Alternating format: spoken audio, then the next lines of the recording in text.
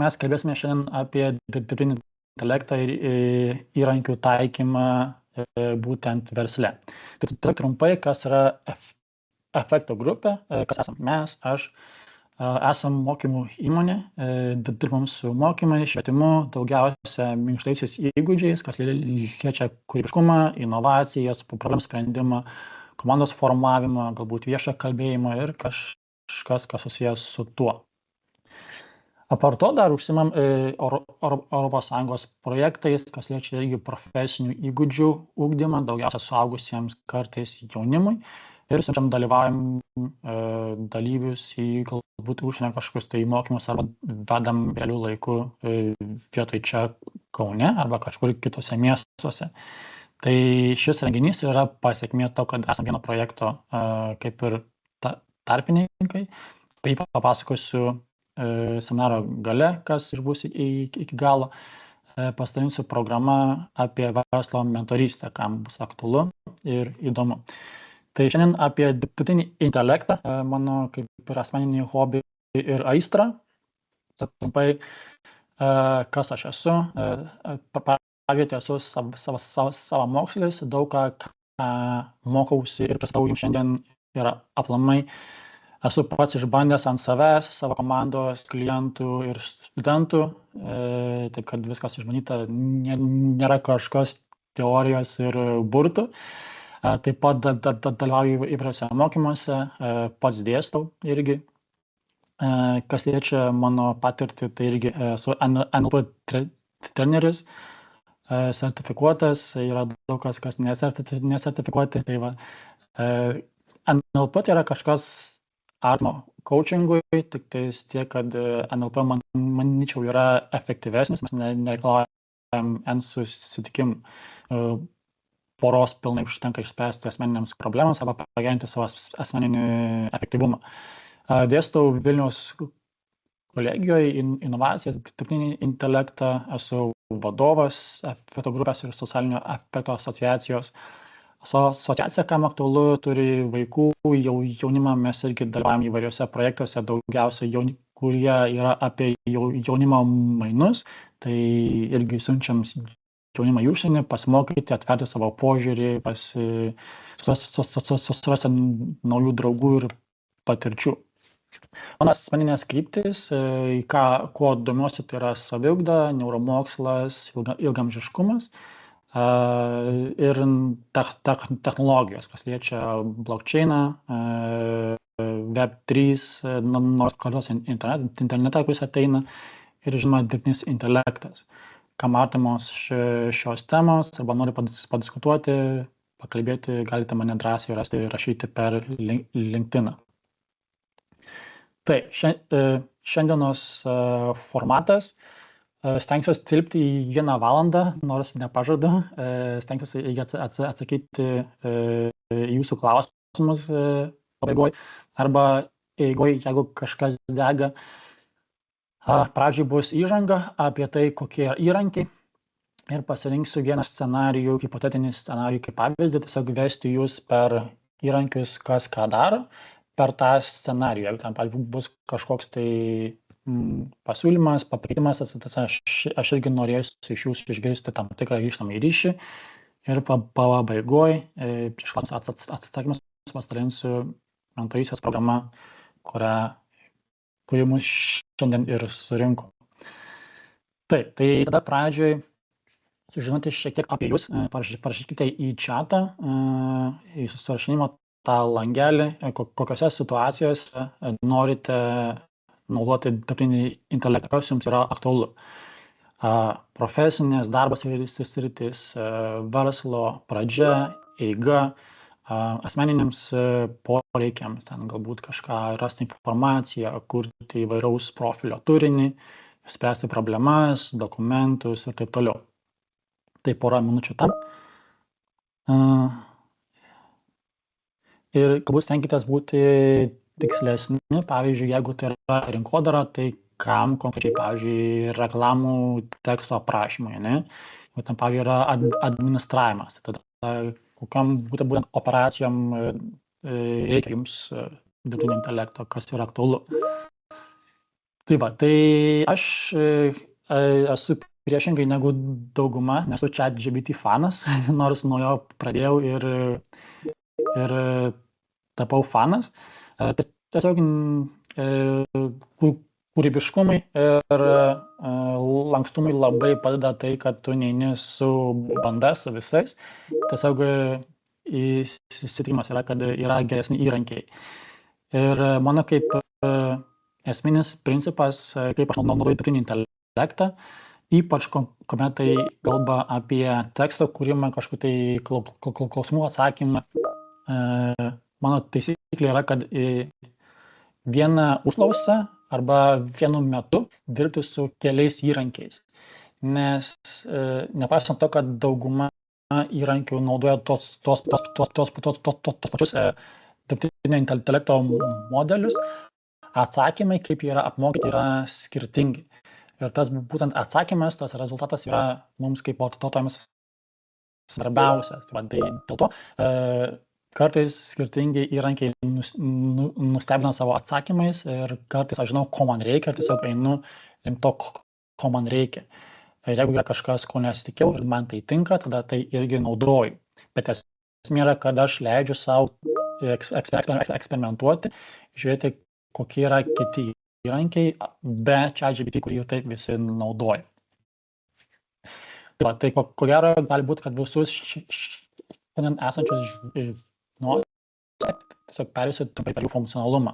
Tai yra Geminius, Writonicas, ko gero mažai kas žinos, Copilotas iš Microsoft'o, Notebook LM iš Google ir Perplexity, kurį aš vadinu Google ir ChatGPT vaiku.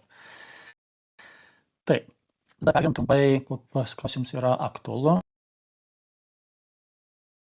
kokios temos, žodžiu, kur link viską kreipti.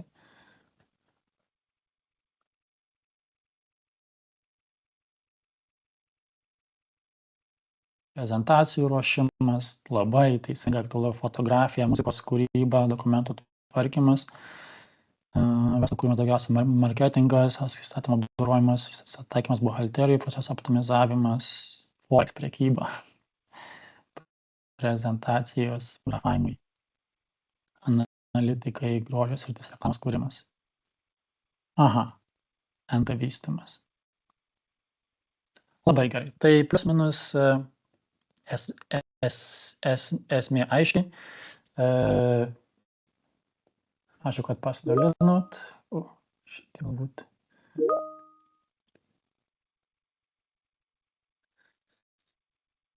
Taip, irgi toks trumpas perspėjimas, kad šiandien yra informacinė sesija, tai nėra mokymai, kurie yra gilus ir ištęstiniai, kurie išgelbės jūsų pasaulį. Tai yra labiau informacija, kuris supažindins jūs su dirbtinio intelekto funkcionalumu, skirtingų įrankių. Ir tiesiog paskatinti, mano tikslas šiandien yra jūs paskatinti kūrybiškai žiūrėti į procesus ir eksperimentuoti, nes tik per eksperimentavimą, klaidas, bandymus, atvirumą rasite tai, ko jums labiausiai reikia ir kas jums yra aktualiausia. Verslo situacijos, kurias gal pereisim šiandien, arba stengsiuosi pereiti visas daugmaž, kas aktualu verslui, tai yra rinkos tyrimas, kaip išsiaiškinti savo tikslinį produktą, idėjų generavimas, problemų sprendimas, rinkodara, prekės ženklas, turinio kūrimas, darbuotojų samda, kas dažnai pamirštama, bet irgi pas savo praktiką ir konsultavimas.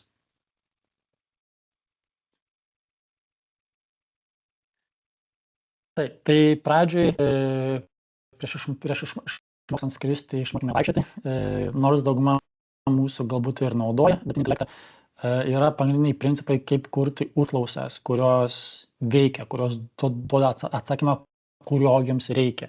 Ir kadangi dauguma įrankių yra, jeigu naudojate nemokamas versijas, turi tam tikras ribas, ne? Mūsų tikslas yra kuo efektyviau, per kuo mažiau užklausų, pasiekti tai, ko mums reikia. Tai vienas iš tų būdų yra taikyti tam tikrą formatą užklausų, ypač pačios pirmosios. Tai yra nurodyti kontekstą, su kur mes dirbame. Tai, pavyzdžiui, rinkodara, samda žmonių, rinkos tyrimas, dokumento apdorojimas, tarkim, MT srityje, dokumento apdorojimas kažkokio galbūt serviso automobilių arba valstybinės įstaigos. Tada suteikti vaidmenį.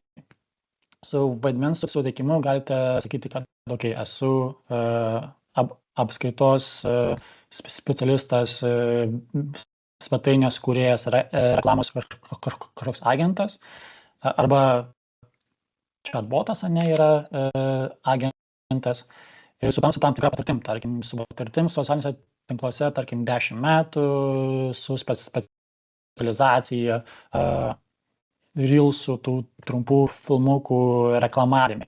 Kuo tiksliau mes aprašom, ko mums reikia, tuo tiksliau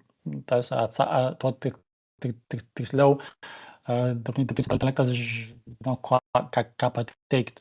Tada yra svarbu aprašyti užduotį, ką mes norime, kad būtų atlikta, analizė, pasiūlymai, kažkoks tai galbūt sprendimo būdas, pasiūlyti scenarijų ir taip toliau. Tai yra, ką norite atlikti ir kelti susijusius failus su tuo ir tada apibrėžti skirtoną rezultatą, kas irgi yra labai svarbu, kokio stiliaus jums reikia, ar tai ištęstinio, ar tai labiau teksto, ar tai galbūt tik tais santraukos ir taip toliau. Dauguma įrankių jie naudoja tą tokį, kur papunkčiui su tais taškiukais ir realiai kaip tinklaraštis, yra pavadinimas, potėmė ir tekstas ir kažkiek dar yra tie burbuliukai su tais punktais. Tačiau bent jau man tai yra pats pirmas indikatorius, kad tai yra dirbtinis intelektas. Pavyzdžiui, laiškuose, tas laiško formatas, galima jį kažkaip keisti, ataskaitos formatas kažkaip galima keisti ir atitinkamai, jeigu tai yra socialinių tinklų įrašai, tai galima keisti pagal tai, kokio jūs norite toną. Pavyzdžiui, draugiškas, profesionalus, galbūt dalykiškas, akademiškas ir taip toliau. Ir svarbu yra apibrėžti rezultatą, ko jūs norite. Ar tai yra ataskaita, tai yra pasiūlymas, tai yra idėjų generavimas, tai yra dokumentas, tai kažkoks apibrėžimas ir taip toliau, ar tai laiškas. Ir galiausiai, ką mažai kas žino, tai visiems patariu ir rekomenduoju, tai yra gale savo užklausos paleisti dirbtiniui intelektui, klausti susijusių klausimų. Ir rašyti kažką panašaus į, jeigu turėjai kažkokių patikslinamųjų klausimų, arba kažkas yra neaišku, klausk manęs. Tai tada dirbtinis intelektas jisai klausia jūsų, ko jam trūksta, kad jisai pateiktų tinkamą rezultatą. Vienas hipotetinis pavyzdys, ties kuo mes šiandien dirbsime, tai yra studentas, kuris nori pradėti verslą, tačiau nežino, nuo ko pradėti. Klausiu jūsų, tada ten, kur klaustukai, užpilti tuščias vietas. Pavyzdžiui, jam patinka kas jūsų manymu?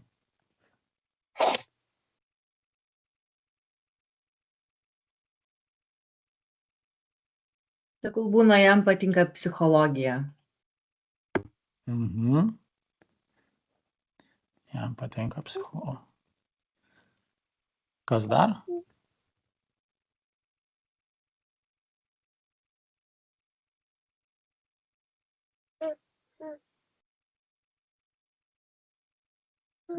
Menas.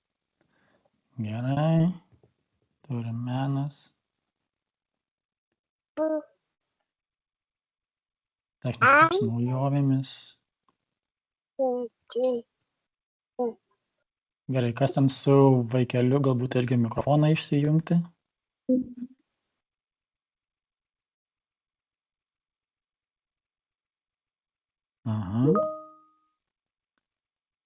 NT. Ok. Ir nori užsiimti baldų gamybos verslą. Gerai, pažiūrėsim, ką duos.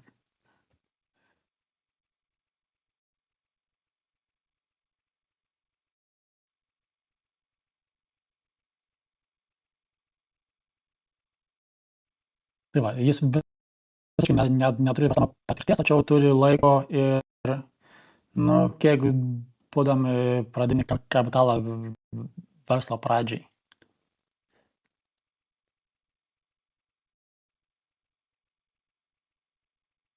10 tūkstančių, ane, studentas su 5.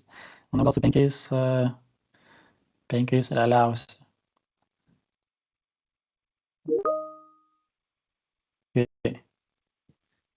3 tūkstančiai,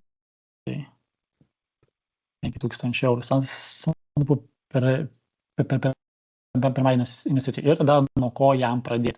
Na, čia ir prasidės mūsų linksmybės. Keliam dabar šitą paslėpti. Iš šono. Tai va. Tai pradžiai keli įrankiai pravesiu vieną pagal kitą. Kas nežino, Copilot yra integracija jūsų 365 debesies sistemai arba gali būti kaip atskira svetainė kaip ChatGPT. Copilotas yra naudingas tuo, kad jisai veikia su realia informacija, kad būtų tai jūsų dokumentai arba kažkas, kas yra realu internete. Pavyzdžiui, kas yra svarbu žinoti, kad ChatGPT ir kai kurių kitų įrankių nemokamos versijos, jos neturi naujausios informacijos. Jie turi informaciją tiktais iki tam tikro laiko, pavyzdžiui, iki šių metų vasario, birželio ar tai liepos. Galbūt negausite vėliausių rezultatų.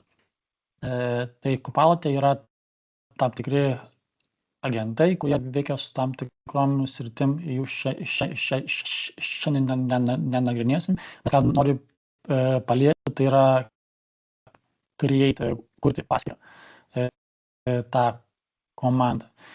Ir jinai leidžia jums sukurti paveiksliuką, infografiką, į kažkokį tai vizualą socialiniam kalbą arba paveiksliuką, kurti istoriją, redaguoti, kurti formas, banerius, įvairiausius dokumentus, prezentacijas, darbo knygas ir panašiai.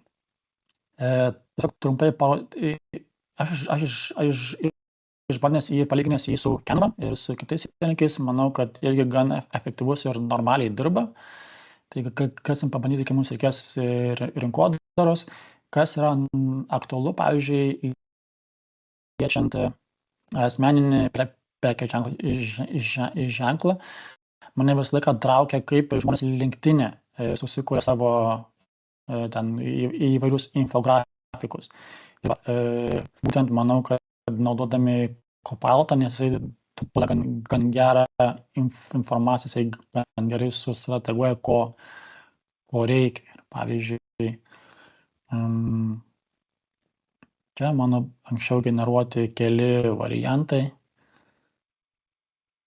Jeigu užkraus šiandien.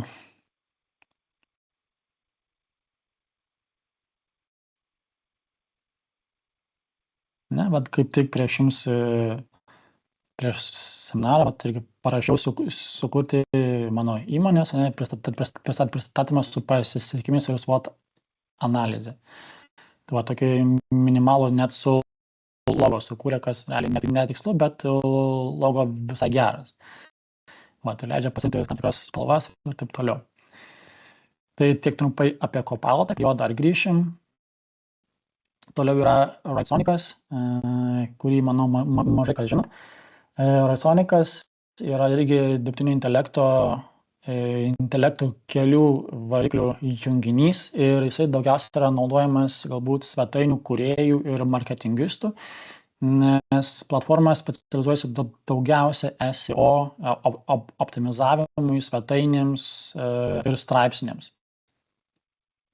Tai jo, tai yra Writesonicas, kuris taipogi turi tam tikrus atskirus savo įrankius arba optimizavimą, pavyzdžiui, SEO agentas, kuris geriausias yra SEO analizai. Tada yra turinio agentas, kurti tam tikrą turinį, pavyzdžiui, LinkedInui, socialiniams tinklams kaip Facebookas, Instagramas, yra netgi specialus LinkedIno agentas, kuris būtent čia tas, manau, vėliausias, kurį taiko būtent tam tikrai platformai, šiuo atveju LinkedInui. Apart to, Racionikas yra geras, kad jisai rašo gan gerus straipsnius, su labai, gan geru optimizavimu. Yra skirtingi variantai, kaip galima jį įkurti. Pavyzdžiui, vienas yra, kuomet mes pateikiam savo straipsnį, savo idėją. Oi, palauk, nedingtų.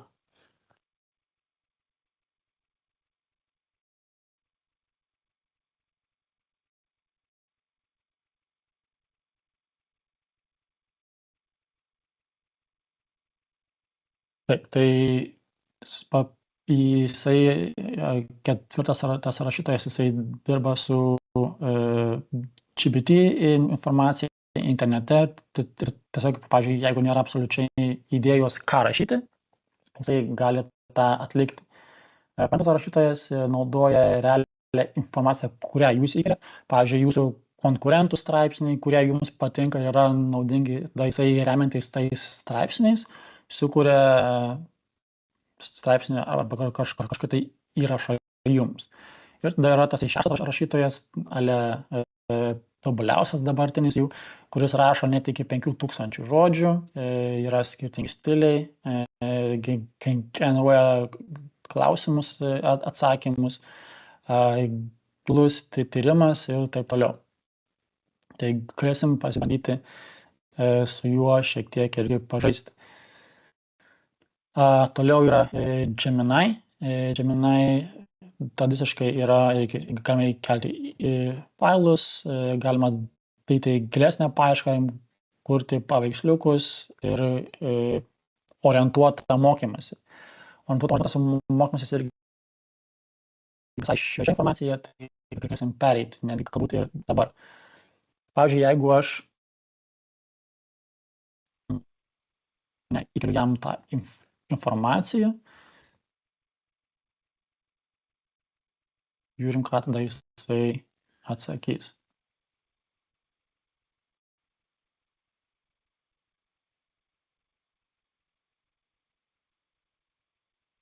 Aha.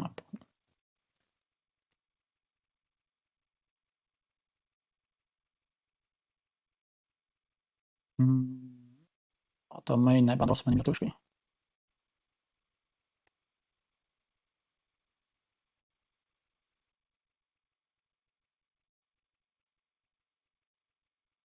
Bendrauja, viskas gerai. Tai va, tai orientuotas arba vedamas mokymasis yra būtent apie tai, kaip pasiekti savo rezultatą be išankstinio atsakymo. Kažkas panašaus į mokytoją, ar tai coacherį, kuris orientuotas yra jūsų būtent žinių panaudojimą, tai ką jūs žinote ir suprantate. Ok, tai va, tai studentas nori imtis verslo, matau, jis jau turi keletą idėjų ir kapitalą. Kaip manai, nuo ko reikėtų pradėti vertinant baldo gamybos nt verslo idėjas? Net neįsivaizduoju, ne? Jo, tai be problemų. Pirmas žingsnis yra versle, tai yra rinkos analizė. Tai reiškia, nuo ko pradėti yra suprasti žmonės, ko jie nori iš produkto ir kas yra mano konkurentai. Visai logiškas atsakymas, ne? Pradėkime nuo to, kas patinka baldai, nekilnojamas turtas ir būtent tai pasirinkimas ir kodėl būtent tai pasirinkau. Tarkim, man įdomiau yra baldai. Patraukė, nes tai buvo, tarkim, šeimos verslas ilgą laiką. Ne?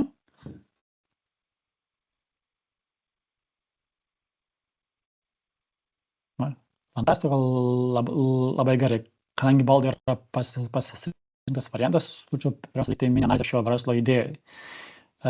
Pirmas klausimas, reikėtų sužinoti, užduoti klausimus, užduoti yra apie pačius baldus, yra ar jis norėtų gaminti baldus serijomis, ar individualius, unikalius baldus pagal kliento užsakymą. Kuo šie du būdai skiriasi ir kuris jam yra tinkamesnis.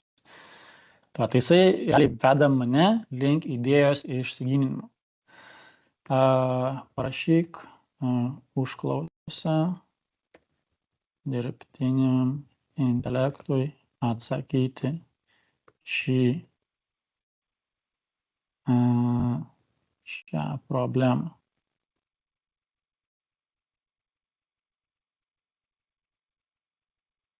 Vėlgi, aš prašau jo ir realaus klausimo, to atsakymą, ir jisai man sako, gerai, kaip mane prie to prieiti palengva, ką manai apie kokie yra svarbiausi elementai, kuriuos reikėtų įtraukti užklausą. Dirbtinis intelektas, kuo tiksliau atsakytų į tavo užklausą.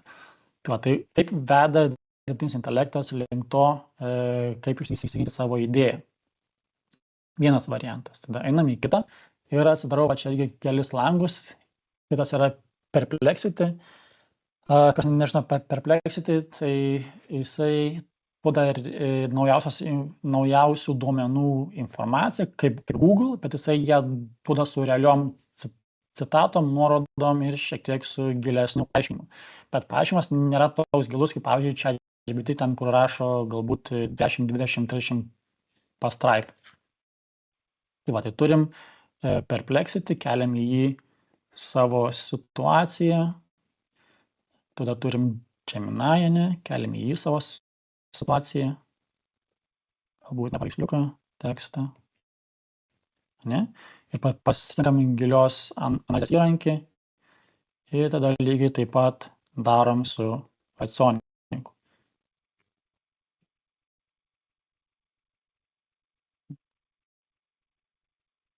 Nes visi jie duos skirtingą sprendimą. Ir Copilotas. Manam į chatą.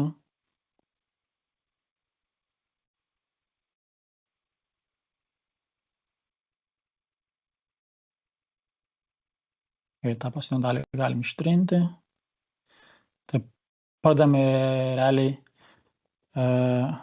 padėk atlikti rinkos, arba ne, žiūrim, ką jie duos, ne? Po to persim prie rinkos analizės.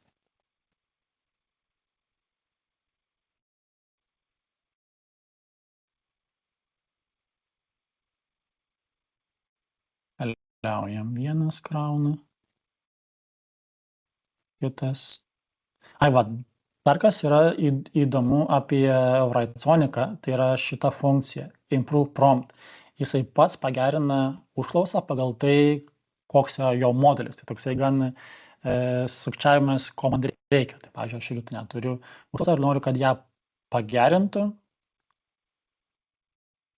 studentas nori pradėti verslą, tačiau nežinau, nuo ko pradėti. Jis domisi psichologija, menų, technikos naujomis, nekilnojamo turtu.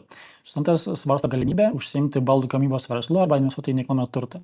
Tačiau jis visiškai neturi verslavimo patirties, todėl ieško patarimų ir gairių, kaip sėkmingai pradėti verslą. Tai viską, ką aš parašiau, gan abstrakčiai, jis sukuria gražią užklausą. Kokių žingsnių jis turi imtis, kad pradėtų savo verslą ir kokios galimos verslo idėjos galėtų tinkamos interesams ir finansiniams galimybėms. Važiuojam tada su šituo, ką pasakys. Ir Copilotas taip pat.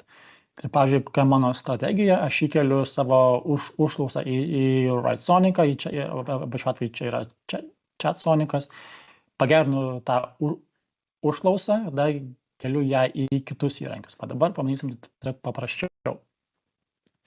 Dabar yra svarbu galbūt ne tiek turinys, bet formatas, kiek skirtingai visi įrankiai duoda informaciją, kad suprasti, kaip jie veikia. Ne? Tai Copilotas sako, puikus, studentas turi aš interesą, ne? Ko mums reikia dabar. Pirmas yra savarankiškas tyrimas, idėjos konkretinimas, ne? Labiau domina kūrybinė veikla ar investicinė veikla, studentas nori dirbti fiziškai ar skaitmeniniu būdu, ar nori kurti produktai ar teikti paslaugą. Labai geri tikslus klausimai, norint išsiaiškinti, kas yra svarbu. Tai yra galimos verslo kryptis, biudžetą, baldų gamybos meninių techninių prieskonių, virtuvės garaže ar sandėliuke, unikalių baldų ar iš antrinių žaliavų kūrimas, pardavimas per Etsy, Vinted, Facebook Marketplace, biudžetas 3-5 tūkstančiai. NT sritis, be investicijų, NT turinio kūrimas, NT agento asistento darbas, trumpalaikio nuoma ir Airbnb ir biudžetas galima pradėti beveik be investicijų, labai gerai, ne? Psichologija, menas ir technologijos, skaitmeninio meno kūrimas, Midjourney, Canva, Copilot, psichologinio turinio kūrimas, Instagramas, YouTube'as, podcastai, meno terapijos dirbtuvės, bendradarbiaujant su psichologais ir biudžetas iki 2000.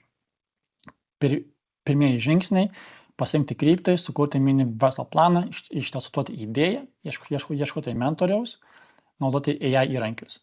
Ne?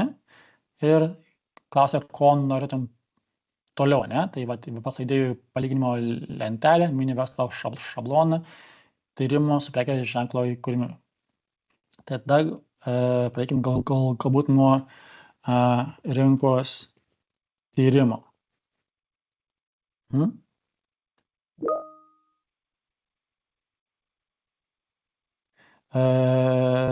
Užimtumo tarnyba man nemoka nieko, tai yra savanoriškas darbas, kas klausia. Tai rinkos tyrimo užklausa, ko mums reikia, ne?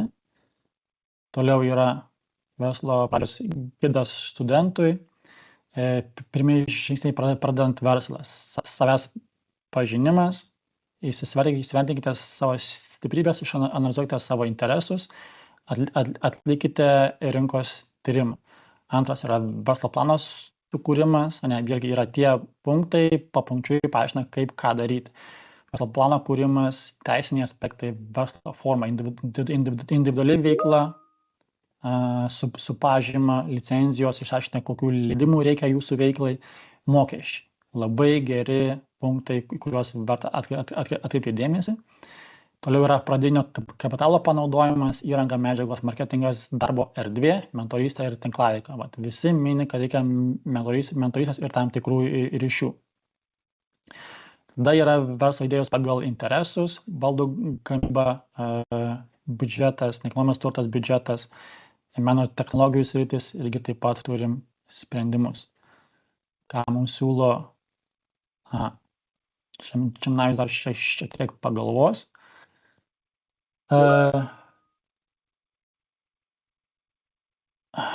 Taip, toliau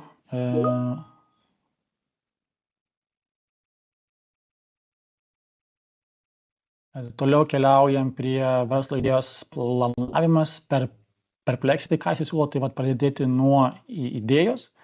Baldų gamybos verslo pradžia, baldų gamybos verslas reikalauja verslo plano tinkamų patalpų idėją, į ką atkreipti dėmesį. Nekilnojamo turto verslo pradžia, verslas Lietuvoje pelningas, bet konkurencingas, reikia atlikti rinkos tyrimą. Surašyti verslo į planą ir taip toliau. Finansavimas ir konsultacijų galimybės. Studentas gali pasinaudoti valstybės ir savivaldybių verslo rėmimo programomis, gauti nemokamas konsultacijas, planuojant ir padedant verslą. Rekomendacijos, ką reikia atlikti. Tai va, labai trumpas, aiškus, konkretus paaiškinimas, nuo ko pradėti verslą, būtent jeigu naudojam Perplexity. Geminius dar šiek tiek svarsto, dar reikia tokia gan gilesnė ataskaita. Ne, tai dabar jeigu galvotume, toliau, koks būtų kitas žingsnis, galbūt sukurti savo prekės sukurti savo prekės ženklą, ne? Kurią renkamės savo galbūt sritį. Psichologija, gal bandom tada ant skirtingų įrankių skirtingai, ne? Tada čia, tarkim, yra psichologija, menas ir technologijos, rinkos tyrimas, klausimai padedantis tiksliai suformuoti rinkos tyrimą. Kryptis, kas labiausiai domina, geografinė rinka domina, kokio tipo rinkos tyrimo reikia. Vartotojų poreikiai, konkurentai, analizė, kainodara, augimas. Tada mes darom taip, keliam rinkos tyrimą į Write-Sonicą, ane? Jis tada mūsų klausia dar čia. Ar yra konkretis sritis, kurią studentas domisi labiausiai? Tarkim, baldų gamyba. Atlik rinkos analizę Lietuvoj.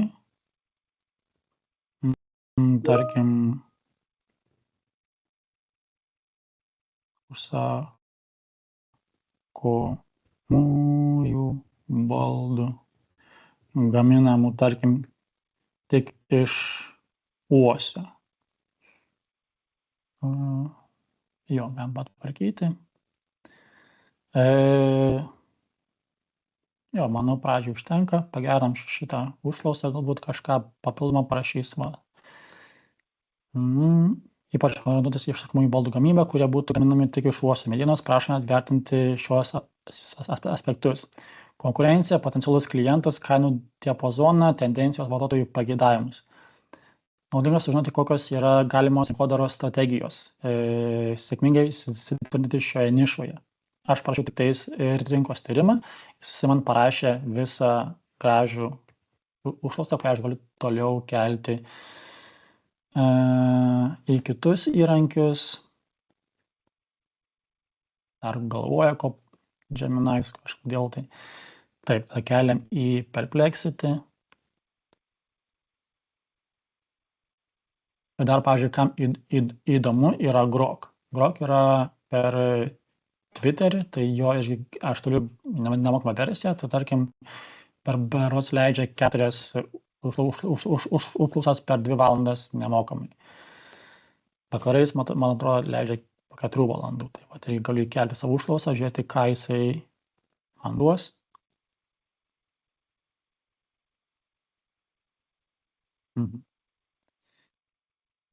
Taip.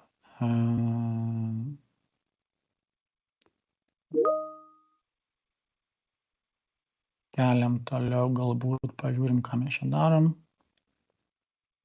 Psichologija, menas ir tendencijos.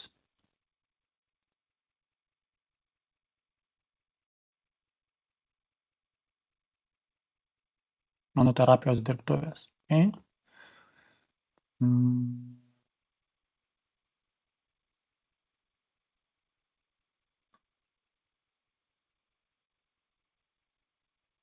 Lietuvoj orientuojantis į Z kartą, ne? Žiūrim, ką pagerina, atlikite išsame rinkos analizę, orientuotis į Z kartą. Meno terapijos dirbtuvės, prašome įvertinti meno terapijos formos populiarios šios kartos, poreikiai, lūkesčiai ir taip toliau. Nukopijuojam, įkeliam į Copilotą, žiūrim, ką duos.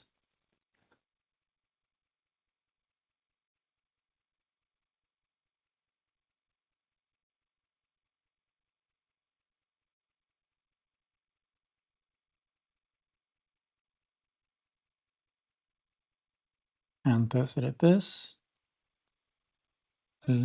orientuojantis į ilgalaikę nuomą.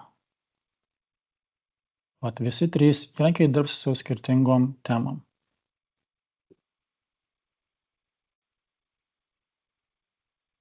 Bet gerai, kad jisai pats nusprendžia, kas yra svarbu. Tai va, kainų dinamika, paklausa, pasiūla, skirtingi miestai, demografiniai rodikliai, įtakos nuomos rinkai, galimos tendencijos. Tai Copilot'as, mūsų psichologinės dirbtuvės, Z kartai, pasižymi aukštą emociniu sąmoningumu, jautrumu, skaitmeniniu gimtumu, vertybinė orientacija, populiariausios meno terapijos formos Lietuvoje, dailės, dramos, šokio, keramikos nuotolinė, netgi su kainom, trumpais aprašymais. Z kartos poreikis meno terapijoje, saugumas, anonimiškumas. Galbūt leiskim pabaigti. Estetika, vizualumas, konkurencinė aplinka. Lietuvoje 19 aktyvių meno terapijos paslaugų teikėjų, daugiausia Vilniuje, Kaune ir Klaipėdoje. Tai niša yra periferijoje. Populiariausios sritis - dailės terapija, dramos terapija, socialiniai tinklai pagal bitės profus tyrimą, irgi duoda informaciją, kur ką galima rasti ir rekomendacijos. Tada klausim vėl. Sukūrė rinkos analizę, kas yra labai išsami. Bendra situacija Lietuvoje, nuomos kainų dinamika pagal miestus, nuomos pajamingumas 5-6% pagal miestą, paklausos ir santykius miestuose, paklausa išlieka ypač miesto centre, populiariausiose rajonuose. Kaunas auga dėl aktyviai besivystančių technologijų, Klaipėdoje pakrantės vietovėse auga trumpalaikės nuomos paklausa, Šiauliai, Panevėžys, užsieniečių skaičių augimas, urbanizacija, studentų įtaka, kokie yra Ukrainos konflikto pasekmės, tendencijos ateityje, pasiūlos pokyčiai ateityje, demografiniai pokyčiai, labai išsamei aprašo visą rinkos analizę. Buvau davęs šią užduotį savo komandai, truko kelias dienas atlikti, kai tuo tarpu dirbtinis intelektas padaro labai išsami, visapusišką analizę būtent esamos pasirinktos rinkos. Gemini vis dar galvoja, kažkaip šiandien jisai užstrigęs galbūt yra, net nežinau, nu, kas jam yra. Toliau turim taip. Lietuvos baldų pramonė, 2,5 milijardo eurų vertės sektorius, potencialūs klientai.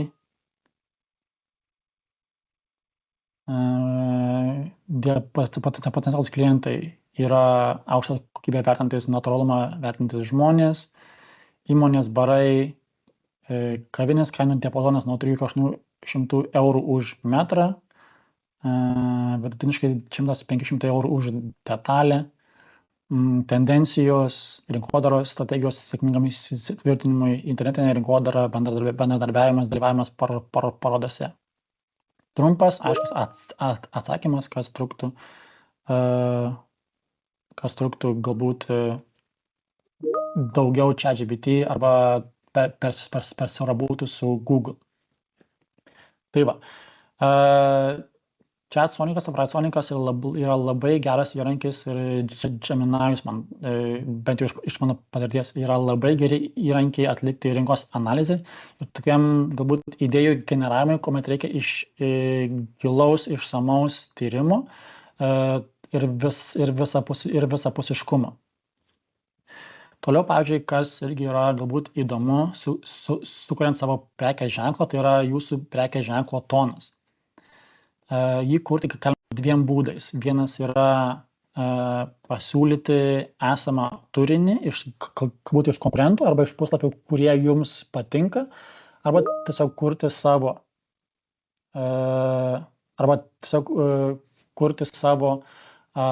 kažkokį tai aprašymą tam tikro tono.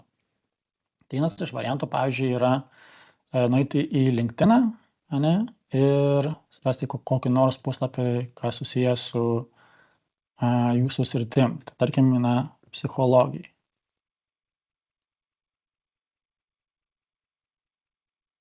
Tarkim, man patinka taip, kaip jie kuria savo įrašus ir aš noriu pažiūrėti pažiūrėti jų turinį, kaip jie ką daro. Tai geriausia tai yra galbūt sukurti savo failą ir į jį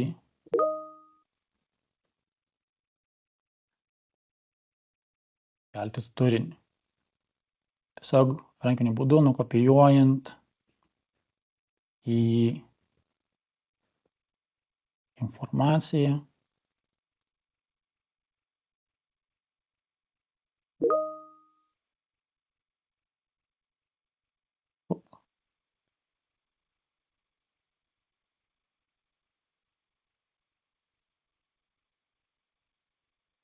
Kuo daugiau informacijos, tuo geriau jisai supranta, ko jums reikia.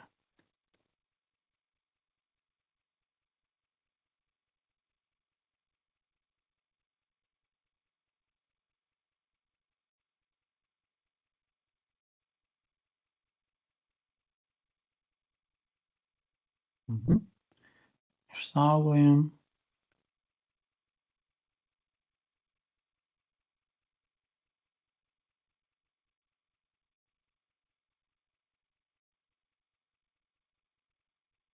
Taip, dabar kaip kurti savo prekės ženklą.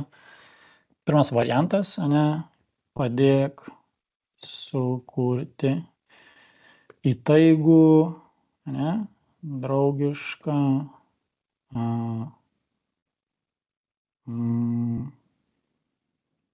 autoritetingą prekės ženklo vardą.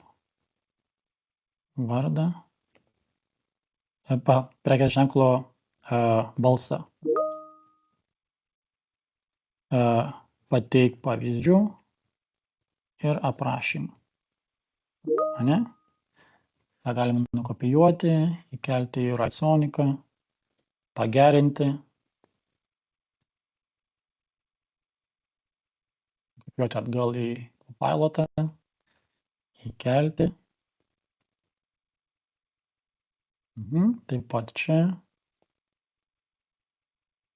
Manom, kad perkrausim, gal geriau veiks, jeigu perkrausim. Ir galim perpleksyti, ką jisai pasakys. Ir grok. Rinkos analizę sugrok ir gan išsami. Iškart prie prekės ženklo vardo. Balso tai yra.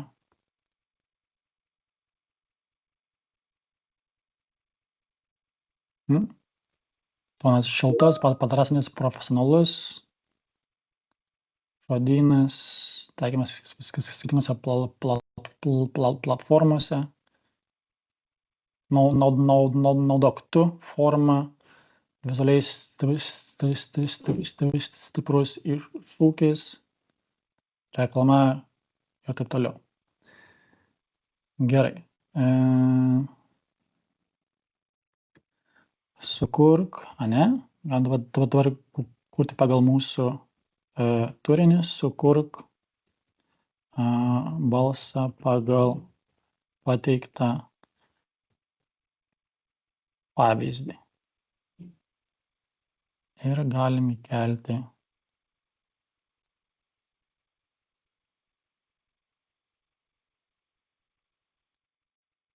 savo pavyzdžius.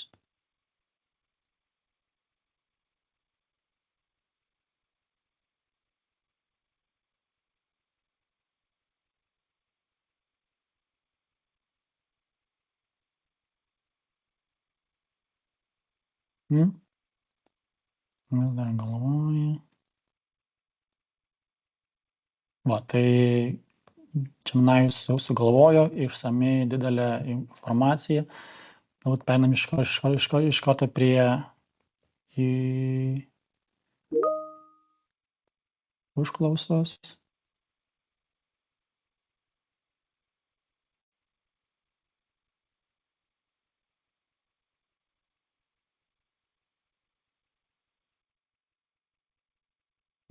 Grok yra naudingas to, kad jisai pateikia gan kitokį rezultatą negu kad dauguma įrankių, tai vat reikia apibrėžkite pagrindines savybes, analizuokite esamą komunikaciją, identifikuokite tikslinę auditoriją, sukurkite gairės pavyzdžius, testuokite ir tobulinkite, ne? Jeigu, pavyzdžiui, aš įkelčiau, ką dabar įkėliau, klausa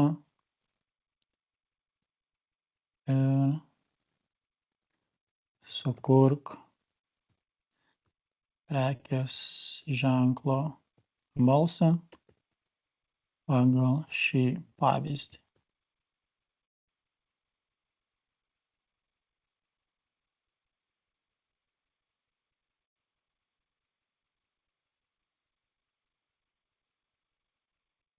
Žiūrim, ką padarė.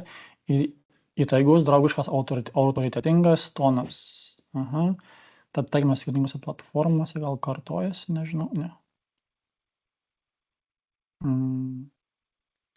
Susistemink pateikto pavyzdžio formatą.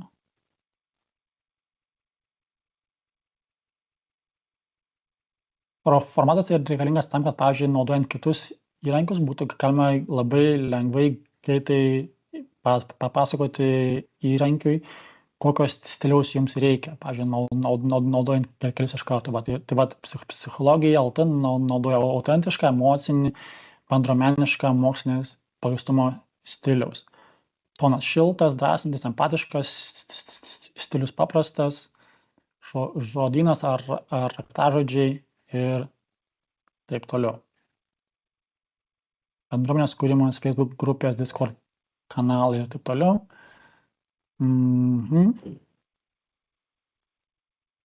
Sonikas dar vis generuoja, nes jis daro gan gilią analizę.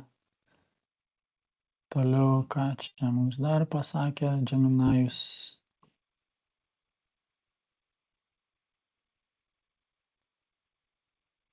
Jis duoda gairės, kaip sukurti. Tai va, prekės ženklo balsas yra bendra įmonės asmenybė, prekės ženklo tonas. Suteikite autoritetingą gilus išmanymas, specializuota niša. Jo, šiek tiek galbūt ne į tą pusę, kurios mums reikia.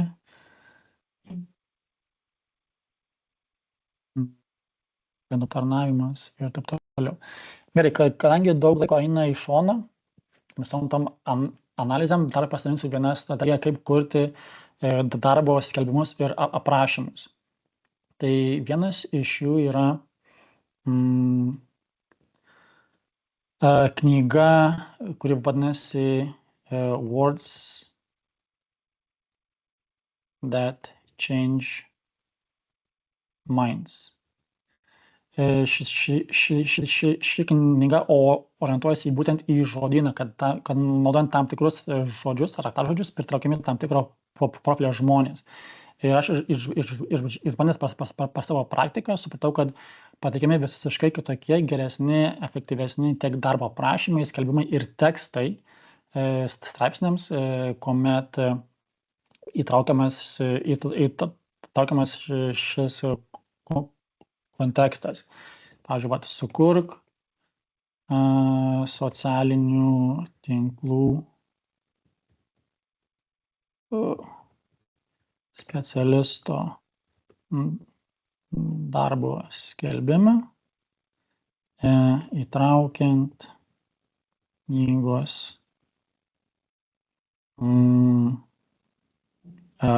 įžvalgas.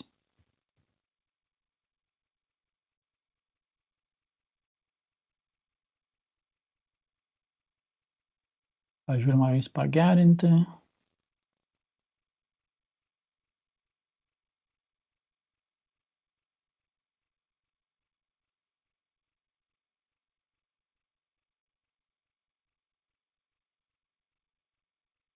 Va, tada mes dar rašo kompetencijas, patirtis pageidavimas kandidatui.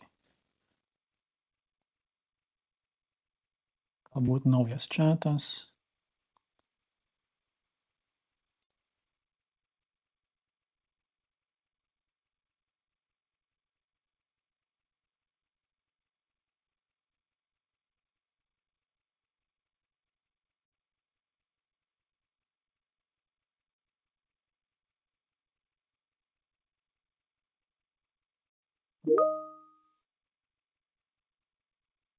Grok jau nebeleidžia. Perplexity, žiūrim, ką pasakys.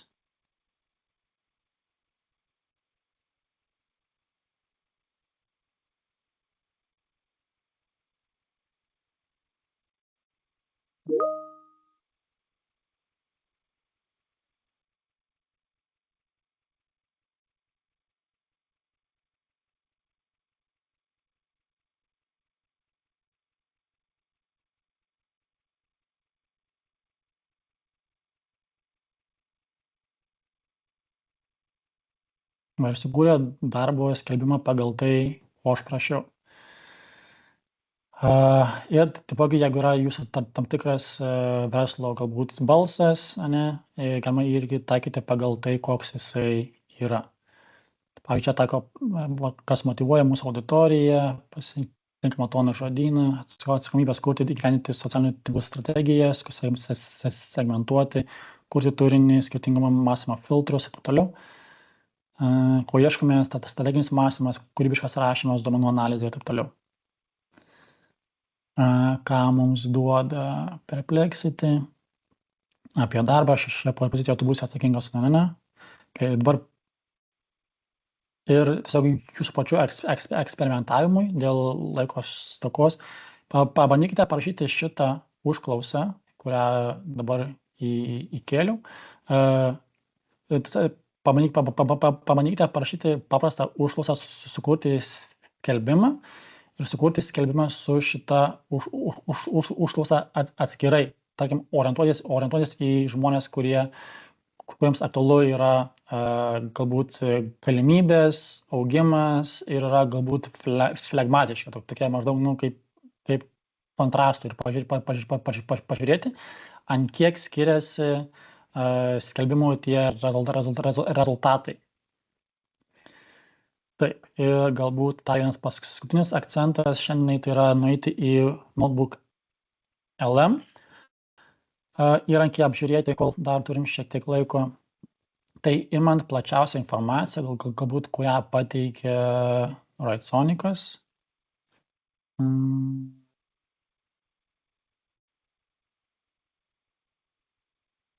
Jeigu rasim, kur jisai buvo prieš tai.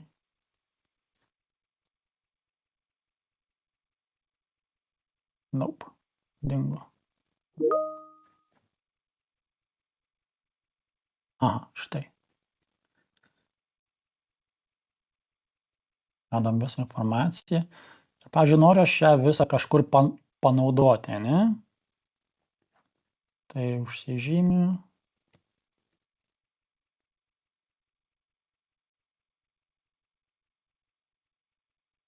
Įkeliu čia.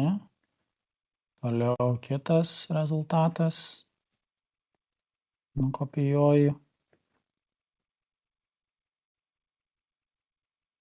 Įkeliu čia. Dar vienas rezultatas. Įkeliu.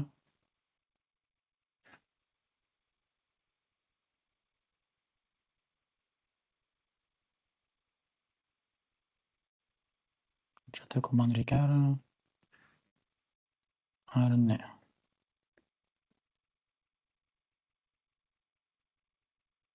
Žiūrėsim.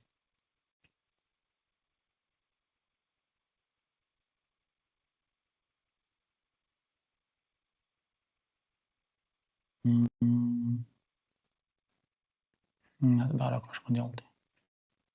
Galės nukopijuoti. Leido, viskas gerai. Taip, išsaugau šitą failą kaip mano darbinį dokumentą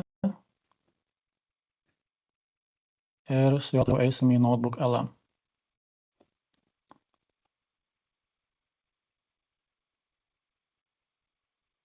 Notebook LM yra naudingas tuo, kad jisai dirba tik tai su jūsų pateikta informacija. Jis neina kažkur į išorę, ieškoti informacijos už internete, jis dirba su tuo, ką jūs pateikėt. Ir yra labai geras įrankis dirbti, pavyzdžiui, su įmonės vidaus dokumentais. Dabar įkelsim mūsų, ką esam sugeneravę, ane?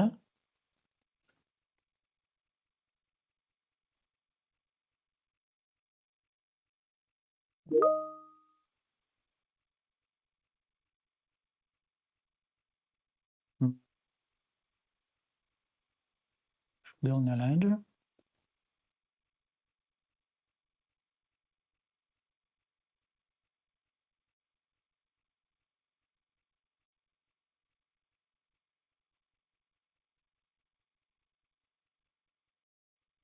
Keista, kodėl neleidžia.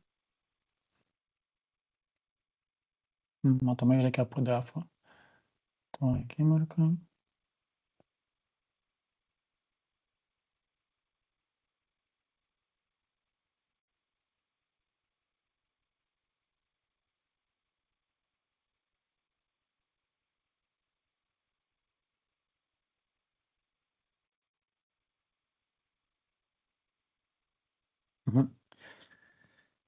Taip, ir ką leidžia padaryti Notebook LM, jisai atpažįsta informaciją net ir lietuvių kalba, bet kol kas jo darbas yra tiktais anglų kalba, tai šiek tiek ribotas, šiek tiek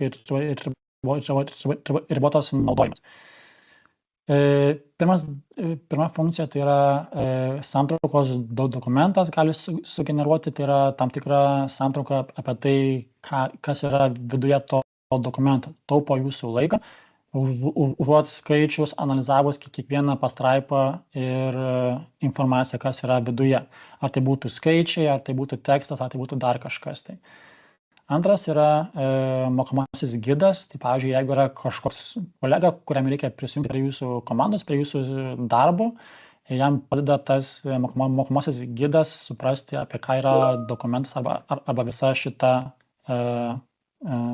bazė. Dažniausiai užduodami klausimai ir laiko linija. Laiko linija, pavyzdžiui, yra naudinga, kuomet yra kažkoks projektas galbūt arba veikla, kuri ištęsta laike. Toliau yra minčių žemėlapis, audio ir video kūrimas. Tai paspausim juos abudu, kad irgi, kol mes kalbėsimės ir peržiūrėsim, kad jie dirbtų. Tai pirmas yra santrauka, trumpai apipavidalina, surezumuoja verslumo, nekilnojamo turto ir prekės ženklo vardo, balso informaciją, kas buvo tam dokumente, pagrindinės temos ir idėjos, tai yra pagrindas interesams, verslo analizė, planavimas, finansiniai aspektai, strategija ir svarba.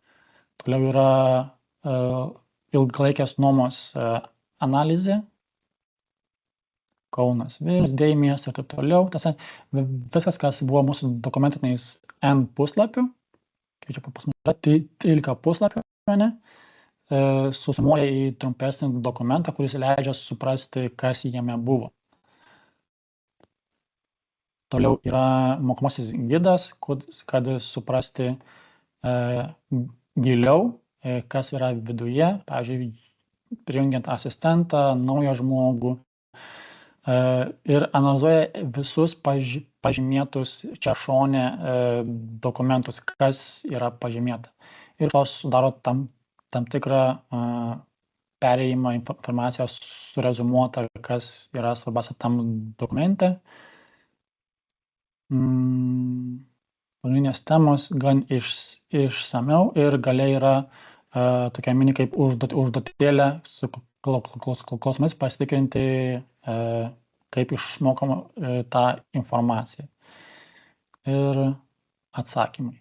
Tai galbūt naudinga yra tiems, kas moko, dėsto kažką, tai galbūt arba nori patikrinti savo žinias tam tikroje srity. Ir esė formatas, ten kažkam tai aprašyti. Ir pagrindiniai terminai. Ta informaciją galima rasti su nuorodom tekste.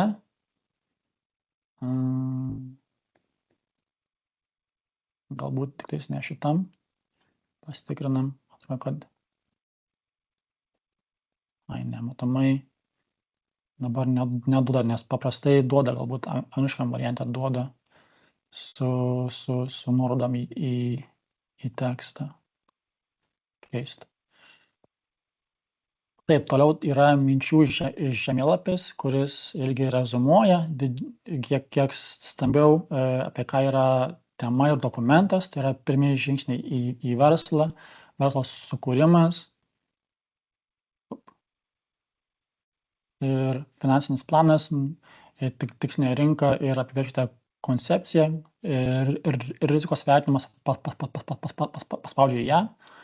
Ir man tada čia atidaro, randa informaciją iš to dokumento.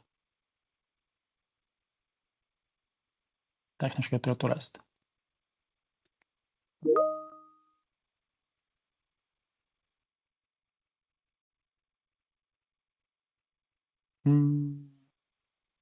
Gerai, galbūt su lietuviškais tekstais šiek tiek sunkiau jam, bet arba gal tiesiog, ne, randa, viskas gerai, va. Tai jisai randa citatas iš teksto ir pateikia jums atsakymus su nuorodom, kur tai yra tekste. Tai turint, pavyzdžiui, 100 puslapių dokumentą, 200, 300 ir visai kaip mokomai kažkokią tai gidą informaciją, tada nereikia eiti ieškoti, kur yra tam tikra informacija, galima ją rasti iš karto atėjus į šį minčių žemėlapį ir tiesiog prekės ženklo vystymo procesas ir tiesiog pagal jį rasti tai, ko jums reikia, visus atsakymus į klausimus.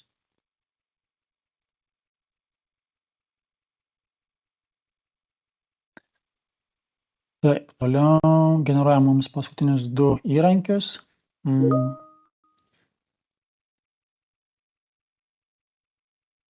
Ir galbūt juos generuos šiek tiek ilgiau, tiesiog parodysiu, kas buvo sugeneruota anksčiau iš praėjusių mūsų bandymų.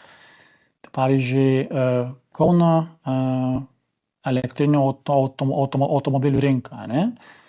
Tai pradžiai yra audio failas, kuris sukuria kaip podcastą tinklalaidę, kur kalbasi 2 žmonės ir kalbasi jie apie jūsų informaciją, kurią jūs pateikėte, ne? Tai būdas, kaip kažką mokintis, kol klausotės. Pavyzdys. Welcome to the Deep Dive. Today, we're taking a closer look at a market that, well, it might seem pretty traditional on the surface, right, but it's actually buzzing with change. We're talking about the auto electrical repair scene in Kaunas, Lithuania. Mm-hmm. And our mission really is to map out the opportunities, the actual strategic pathways for anyone, maybe you, thinking about launching a new business there. Yeah. We've sifted through quite a bit, market reports, customer feedback, you name it. Exactly. To give you a clear roadmap, what works now, and crucially, what's likely to work, going forward. But it's a unique situation. It really is. Here's the interesting bit we're navigating. Kaunas's roads, still lots of other cars. So steady, predictable repair work. That's the baseline, yeah. But at the same time, there's this electrifying shift happening, and it's happening, well, faster than maybe. Tai va, kelios minutės, akimirkos jums generuoja 14 minučių arba ilgesnį kartais įrašą, podcastą, kur 2 žmonės diskutuoja jūsų tema.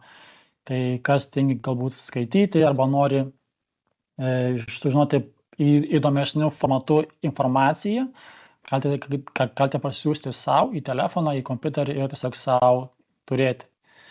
Pritaikymo būdai yra grinai pagal jūs. Toliau yra pristatymas, kurį irgi sugeneruoja pats dirbtinis intelektas, įskaitant garsą, vaizdą ir visą struktūrą. Tai pavyzdys. All right, let's talk strategy. Today, we're going to break down a really fascinating business plan for thriving in a market that's about to get totally flipped on its head by new technology. We're calling it the Kaunas Gambit, and we're going to use a new auto repair shop as our guide to see how you can win by looking where nobody else is. Okay, so let's jump right in with just one number, 14.6 years. That is the average age of a car driving around Lithuania right now. And you know what that means, right? It means there is a huge, stable demand for car repairs. Old cars break a lot. Now, if you really want to understand this market, you just got to look at what's under the hood. A massive 67.1% of all cars are running on diesel. You see that huge slice of the pie? That's the old guard. That's the cash cow for right now. It represents a steady, predictable flow of work that's keeping hundreds of shops busy. And this slide, well, this gets to the very heart of the problem for anyone starting out. You've got two markets. Toksai trumpas anonsas pagal tai, ką gali Notebook LM iš savo funkcionalumo. Kol kas ribota, kuomet kalbam apie kalbas, kol kas tik tais anglų, kas ką leidžia, bet iš esmės, kas dirba su užsienio rinkom ir nori kurti turinį arba kažkokius tai mokomosius išteklius savo, komandai tai yra labai geras sprendimas. Tai va, tai tiek, manau, trumpai apie, netrumpai apie įrankius.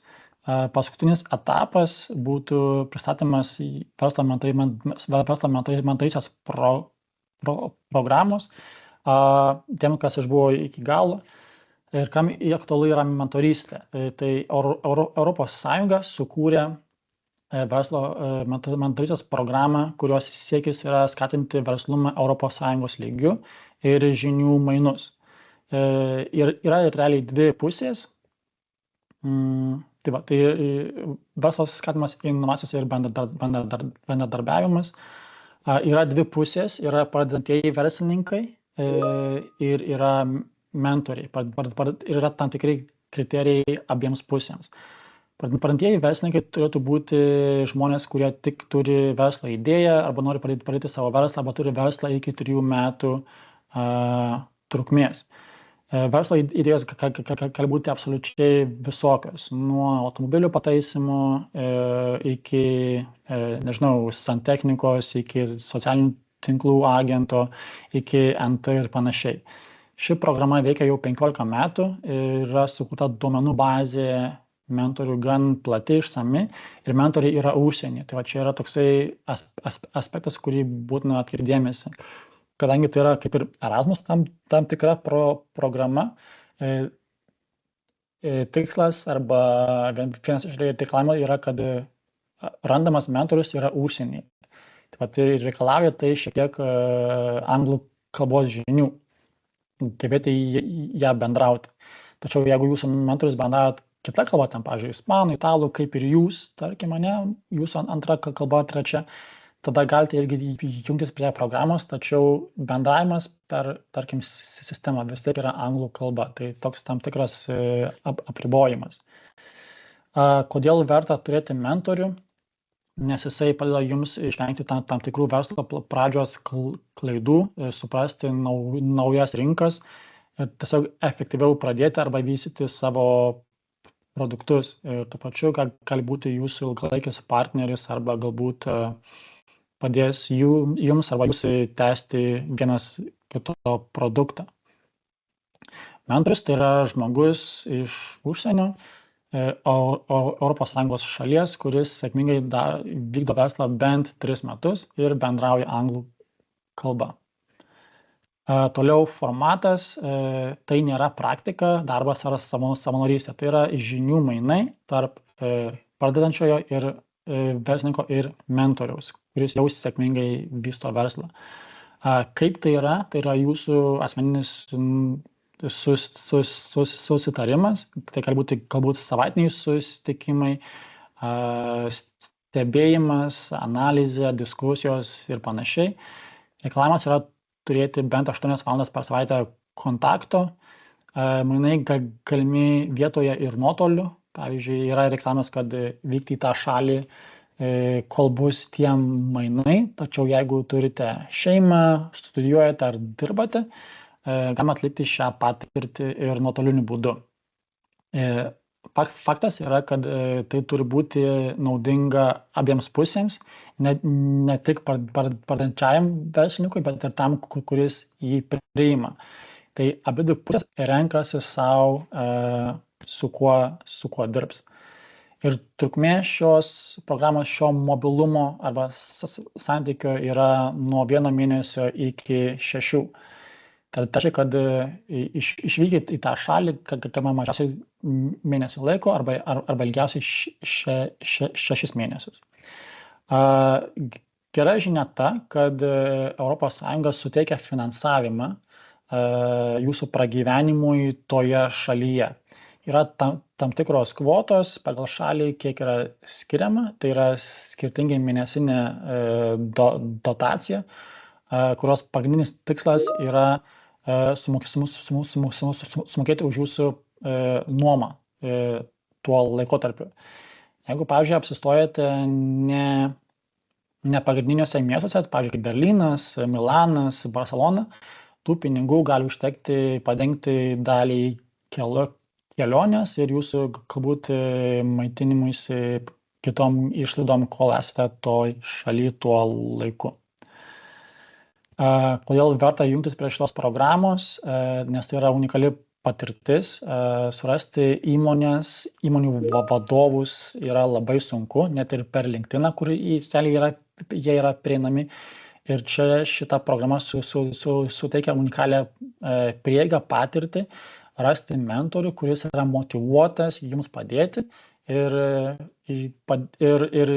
išvengti tam tikrų verslo klaidų. Tuo pačiu, šis žmogus gali būti jūsų ilgalaikis mentorius versle, tapti jūsų verslo partneriu arba galbūt jūsų produkto tiekėjų savo šalyje. Tai irgi gali būti įvairius yra rezultatai. Toliau užsienio kalbos praktika, kam yra aktualu praktikuoti savo užsienio kalbas, tai yra puikiai proga tam. Toliau yra esamo produkto išbandymas arba naujo produkto kūrimas. Jeigu turite produkto prototipą arba idėją, yra puikia proga ją išbandyti užsienyje, į šalį, kurią vykstate, žiūrėti, ar jinai yra potenciali, ar su ją verta užsiimti ir ją įgyvendinti. Galima ją netgi jungti su esamo mentoriaus kažkokiais tais sprendimais. Toliau, kas svarbu ir labai gerai yra, kad nereikalauja įkurti verslą grįžus po mainų, po mentorystės. Jeigu, tarkim, jūsų mintis pasikeitė, pozicija pasikeitė arba nebegalite kurti verslo, tai nėra to reklama, kad būtinai reikia įkurti grįžus po mainų. Ir svarbiausia tai yra išvengiama pradžiamokslio klaidų, kaip ir minėjau pradžioj, kad padant verslą yra daug nežinomybės, neaiškių faktorių. Kaip tą atlikti? Dažniausiai pradantieji verslininkai daro tam tikras klaidas, kurios kartojasi. Turint mentorių leidžiama išvengti tam tikrų klaidų, sutaupyti laiko, energijos ir galbūt efektyviau judėti į priekį. Tai tam, kam aktualu verslumas, galite skanuoti QR kodą ir jūs nuves į santrauką, į tokį failą, dokumentą, kuriame yra plačiau, bet pakankamai siaurai aprašyta, apie ką yra ši programa, kokie yra žingsniai registruojantis ir ką reikia atlikti. Mes esam kaip kontaktinis punktas, padedam ir konsultantai, padedam suvesti mentorius su pradedančiaisiais verslininkais, kam aktualu yra ši patirtis. Konsultuojam dėl verslo plano rašymo, padedam surasti mentorius, duomenų bazį ir visais kitais klausimais. Tai va, kam aktualu, kam įdomu, galite rašyti man asmeniškai ar į mūsų Facebook paskyras, LinkedIn arba Laurai, kurį jūs atsiuntėte čia. Ir kam aktualu, kam įdomu toliau sekti mūsų informaciją, galite irgi sekti mus per socialinius tinklus. Mūsų informacija yra čia. Ir pabaigai įdomus yra jūsų grįžtamasis ryšys, tai kas turi akimirką, kol atsakinėsiu į klausimus, prašysiu jūsų pasidaryti savo grįžtamąjį ryšių nuorodoj čate.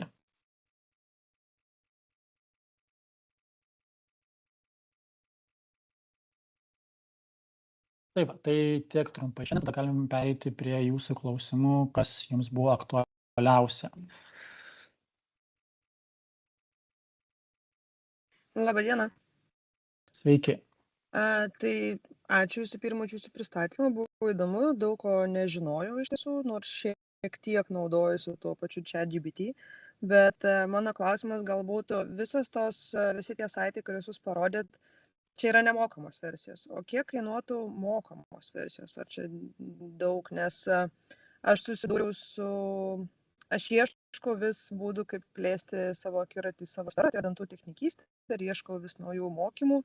Ir ChatGPT kažkaip nelabai, arba aš nemoku užduoti jiem teisingą klausimą, arba jie nelabai randa, nes straipsnį susirasti aš pati moku, bet, sakykime, video formatu arba kažko tokio nelabai randu, bet čia gal būtų lengviau.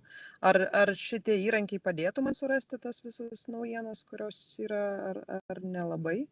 Taip, tai jo, labai geras klausimas. Geminajus ir Copilotas yra, bent jau Geminajus yra tikrai nemokamas ir daro tą gilesnę analizę. Copilotas, manau, irgi turi tą prieigą nemokamą ir prieimą prie visų šitų išteklių. Writonicas berods duoda kelias užklausas per mėnesį ar tai per dieną. Jo kaina, jeigu tai mokama versija, pigiausia, ten berods $16 per mėnesį, kas tikrai atsiperka, jeigu naudojat aktyviai ir daug. Vien dėl to, kad pagerina užklausas. Toliau Grok irgi tarkim, pavyzdžiui, yra nemokama versija Grok, duoda kelias užklausas per valandą.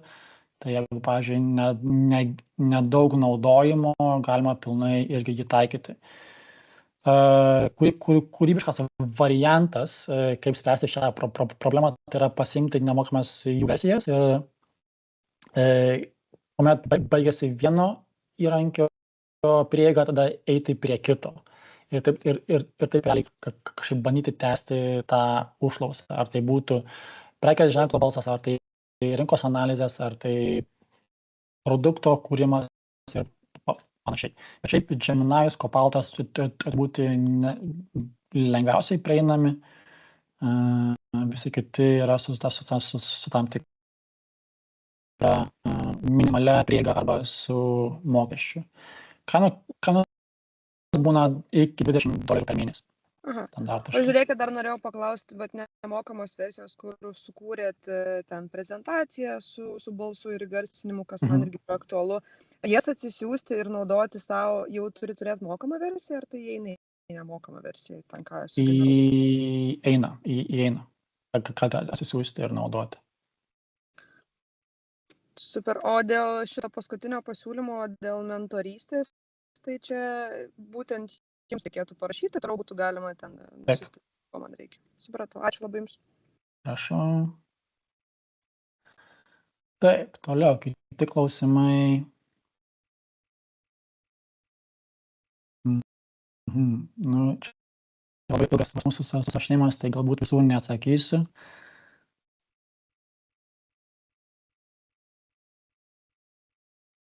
Džiugu, kad jums buvo naudinga, labai džiaugiuosi, linkiu visiems eksperimentuoti. Gali dirbtinis intelektas kurti video socialiniams tinklams.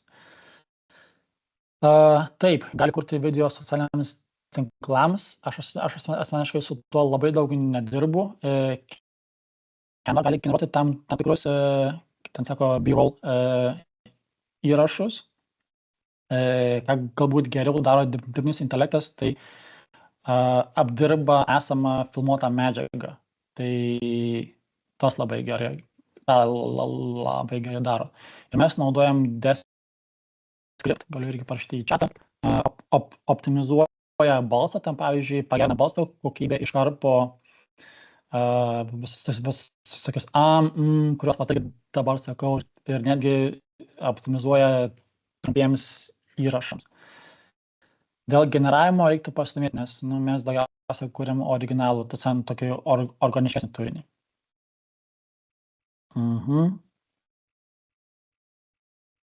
Mes dar čia.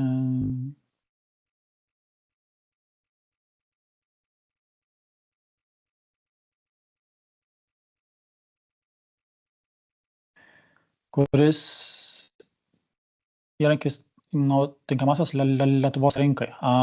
Manau, visi tinkamiausi, nes jie visi dirba su informacija, kuri yra prieinama internete. Tai Raimondai galite naudoti visus iš eilės, kurie tik tais tinka ir kurie yra prieinami.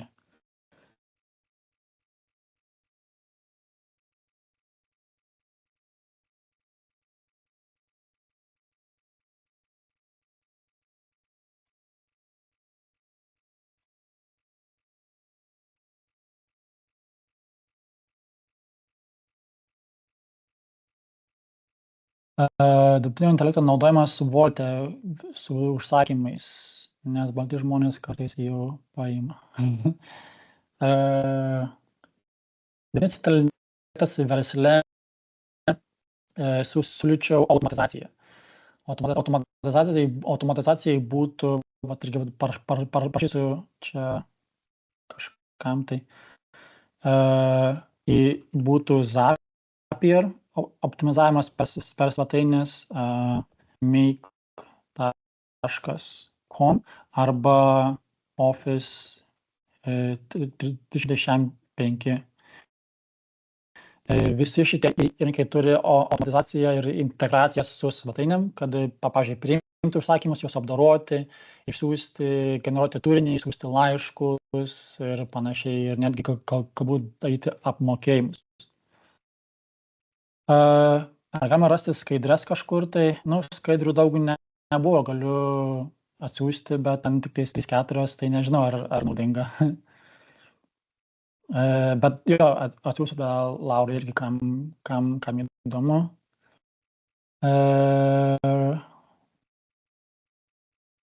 Dėl įtarptinio kodo programavimo kalboje diegiant naujus modelius, kokius stilių klausimų geriau naudoti. Įtarptinio kodo programavimo. Geras klausimas. Su IT sritim reiktų pasigilinti. Valentai, galbūt parašykite man atskirai. Pabandysiu įsigilinti jūsų klausimą tiksliau. Žinau, kad Gemini'us gan tiksliai parašo kodą, netgi kai jo ir nereikia. Tai jo, šiaip jeigu įdomu, pabandykite su Gemini, jisai rašo kodą gan gerai, netgi svetainėm, puslapiam ir panašiai. Taip. Laiko limitas dėl mentorystės yra metai laiko. Programa veikia ir veiks, tik tiek, kad mes esame ribotą laiką kontaktinis punktas. Tai mes turim kvotą, kiek maksimaliai galim pritraukti žmonių. Tai tik tais tas. Kreiptis galima bet kada, yra svetainė, yra informacija, tai jo.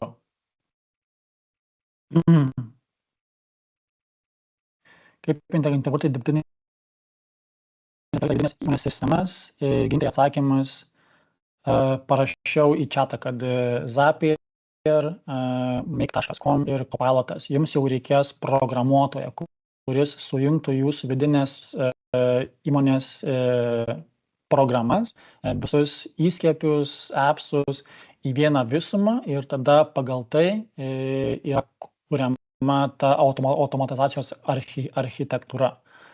Tai čia jau reikės specialisto, kas tuo jau užsiima. Čia nėra toks labai lengvas reikalas. Taip, kas dar čia klausimų? Ar yra reikalavimas žymėti, kad produktas sukurtas dirbtinio intelekto pagalba? Tarkim, darbo skelbimas. Nemanau. Daug kas arba realiai rašo, kuria turinį su dirbtiniu intelektu ir tikrai niekas nežymi, kiek aš pastebėjau Lietuvoje ar tai užsienį. Tai dėl žymėjimo, manau, net nėra ypač teksto. Manau, kad ten, pavyzdžiui, jeigu ne knyga, ne kažkoks tai straipsnis, manau, darbo skelbimas yra per maža intelektinė nuosavybė, kad ją žymėti su dirbtiniu intelektu. Kalbant apie profesionalumo įspūdį paprastose dalykuose, sutinku su Vitalija. Dėl to mokau kitus, kad dirbtinį intelektą naudoti savo darbų optimizacijai. Tai, ką jūs darote kasdien, kad tai, tarkim, sukurti ataskaitas, parašyti, nežinau, Facebooko, Instagramo tą įrašą, ne? Seminaras eina. Смотри.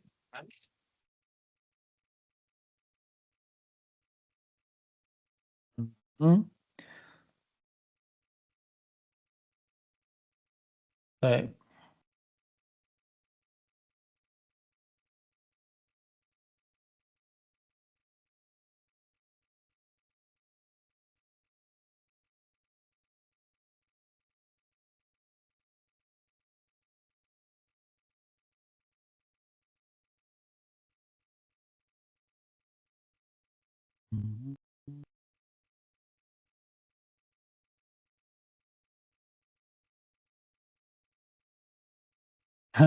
Kodėl dirbtinis neina atostogų? Nemanau, kad jis greitai eis atostogų.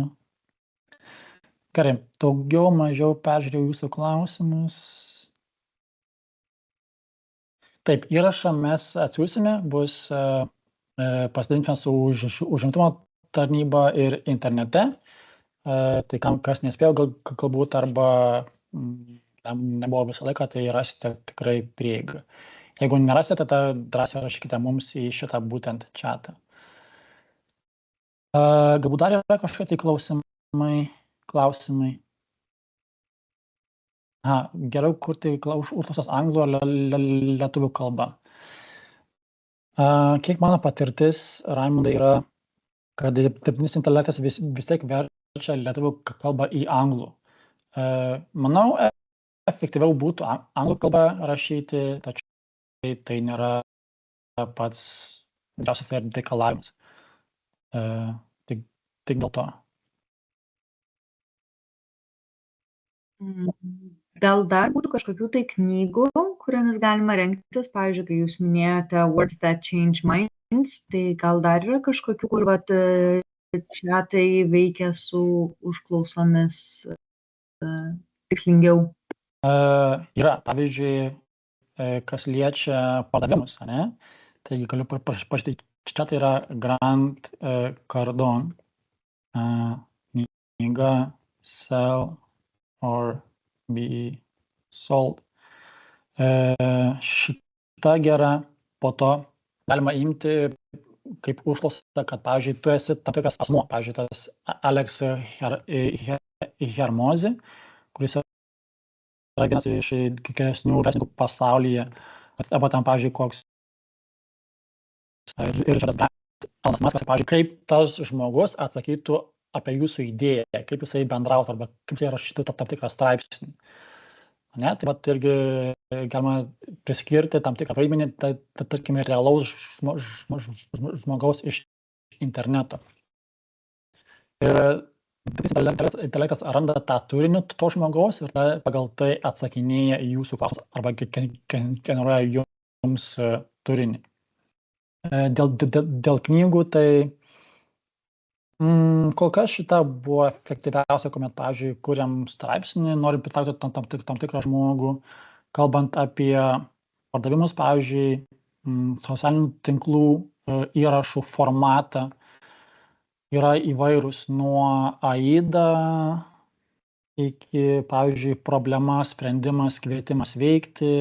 Tiesiog irgi, pavyzdžiui, pereiti per LinkedIną, prasifiltruoti tuos įrašus, informaciją, kuri dalinasi, kaip efektyviai rašyti įrašus. Ne? Tada tą formulę įkelti į dirbtinį intelektą, sakyti, sukurti man toliau įrašus pagal mano prekės ženklo balsą ir pagal šią formulę. Tada irgi yra gan efektyvus rezultatas.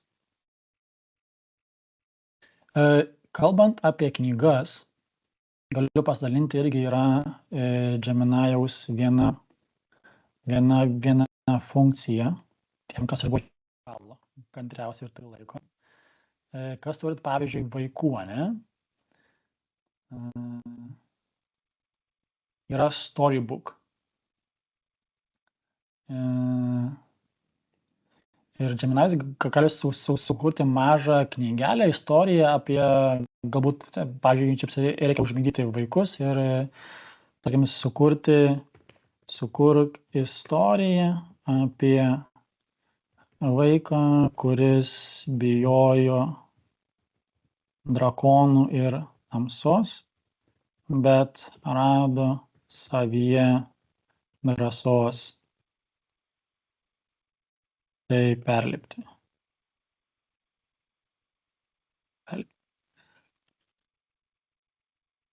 Ir jisai sukurs tada mažą knygelę apie tai, kaip ta istorija atrodytų. Berods turėjo kažką panašaus ir Copilotas, tuoj pasižiūrėsim.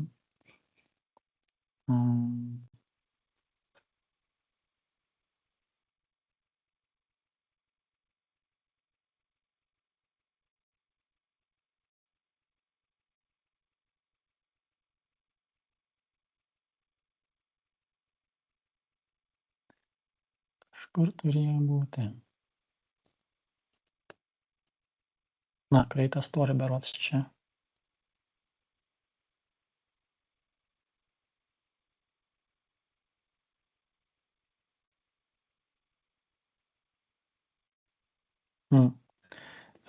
Čia buvo bandymas sukurti kaip ir mini prezentaciją apie žmogų, kuris bando studijuoti Lietuvoj. Tai bandysim galbūt judyti.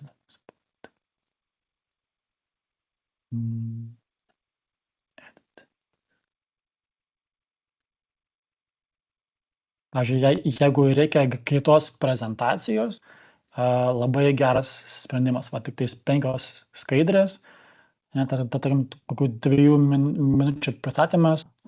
Tai va, tai sukurti pristatymą apie sveikos gyvensenos, stilius, 3D, čia va 3D illustration, vektorius, retro ir panašiai.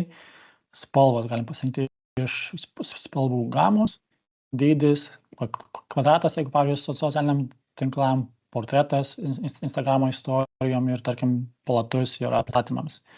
Ir sukurti iš to. Va, ir turim dabar knygutę apie Saulių, berniuką, kuris mylėjo saulėtas dienas ir ryškias spalvas, bet kai tik saulė nusileisdavo, jam per nugarą nubėgdavo šiurpulys. Jis bijojo 2 dalykų - tamsos ir drakonų, kurie jį vis rėmė. Toliau jo kambarys dieną buvo saugi vieta. Vieną vakarą mama paprašė jo nueiti į rūsį. Sauliaus širdis ėmė plakti greičiau. Vat ir yra iliustracija, tekstas, lietuviškas, vat irgi kas yra gerai, ne? Jis giliai įkvėpė ir lėtai ėmė leistis laiptais žemyn. Bet priėjęs arčiau, jis matė, kad tai visai ne drakono akis, tai buvo mažytis jonvabalis. Jonvabalio šviesa pulsavo tarsi prašydama pagalbos. Saulius pamiršo savo baimę. Jonvabalis nuskriejo link dulkėto pamiršto kampo. Tai buvo ne knyga apie riterį, o knyga apie žvaigždes ir žvaigždynus. Saulius apkabino knygą, apžvelgė rūsyje, šešėliai, drakonai, tamsa nebuvo baisi, o pilna tylių paslapčių. Ir kam yra įdomu, to galima ir klausytis. Pagalbos. Vis dar nesigirdi? Saulius pamiršo savo baimę. Jis atsargiai pakėlė stiklainį ir leido jonvabaliui įskristi. Mažytė švieselė šoko aplink jį, apšviesdama dulkinas lentynas ir senas dėžes. Jonvabalis nuskriejo link dulkėto pamiršto kampo. Ten ant lentynos buvo knyga, kurią minėjo jo mama. Tai buvo ne knyga apie riterį, o knyga apie žvaigždes ir žvaigždynus. Saulius apkabino knygą ir apsižvalgė rūsyje. Šešėliai vis dar buvo ten. Tai va, tokia trumpa versija, ką gali Gemini's, gan greitai, pavyzdžiui, reikia užmigdyti vaikus ir reikia kūrybiškumo. Lietuviškai gal nepaskaitys dirbtinis intelektas, bet galite paskaityti jūs. Anglų kalba kiek efektyviau veikia, bet tokia vat irgi funkcija, kas gali būti naudinga ir vertinga jums kaip naudotojams.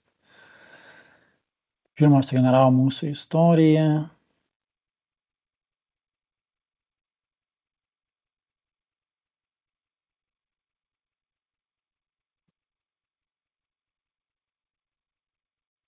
Ne, nesugeneravo. Bet taupant visų laiką, įėjus į Copilotą, čia create paspaudus, create story. Dainą sukurti gali, tik tais ne šitie įrankiai. Dėl dainų kūrimo jau čia atskira istorija. Pavyzdžiui, gali sukurti dainų tekstus drąsiai, gali prašyti tas natas galbūt, kaip sukurti dainą, tai tas tikrai gali.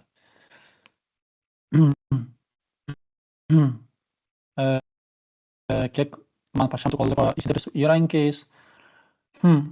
Geras klausimas. Sakykime, geras pusmetis, nes ir tai tęsiasi, nes įrankiai yra vis atnaujinami bent kas 3 mėnesius mažiausiai, vis kažkas atsiranda naujo. Pavyzdžiui, aš pernai dėsčiau studentams dirbtinį intelektą, tai šiemet jau aš turiu absoliučiai atnaujinti visą informaciją, nes labai daug kas yra pasikeitę. Tai, sakykime, pagrindams užtenka kokio mėnesio, naudojant po truputį kasdien, jeigu tenka kažkam giliau, konkrečiai su įrankiais, tai per bandymus ir per klaidas. Ir kas geriausiai palengvina mokymąsi, tai yra dirbti su skirtingais įrankiais ir suprasti, kaip jie veikia, kokie yra atsakymai skirtingoms užklausoms. Nes jeigu tik tais vienas įrankis, tai esi prisirišęs ir tu nežinai, ką gali kiti. Ar yra dar kažkokių tai svarbių klausimų? Galiu atsakyti. Matau, esate pakėlus ranką, kažką paklausti.